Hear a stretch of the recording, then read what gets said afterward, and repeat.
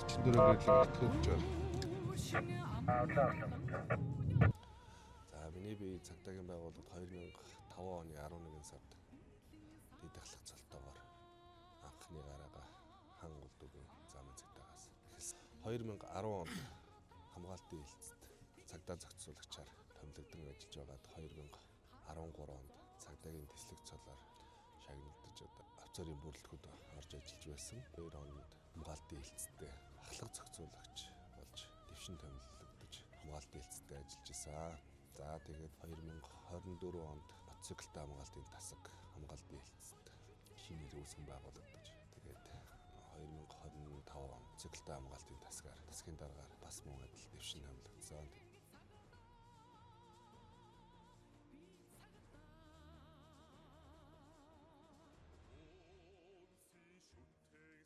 Хугацаанд 20 жилийн хугацаанд бас ямар нэг зөрчил дутагдал алдаа эндэл гаргалгууд яг маш сэтгэл бол өндөр байна.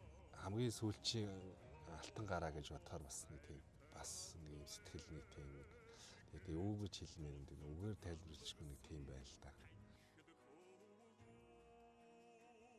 За нийт хамт олонтойгоо 20 жилийн өнгөрөөсөн бас та бүхнээс суралцах та бүхнээс зөв заавар зөвлөгөө маш их зүйлийг та бүхнээс сурсан гэдэг та бүхэнд ажлын амжилт амьдралд нэрүүлэх сайн сайхныг хүсье.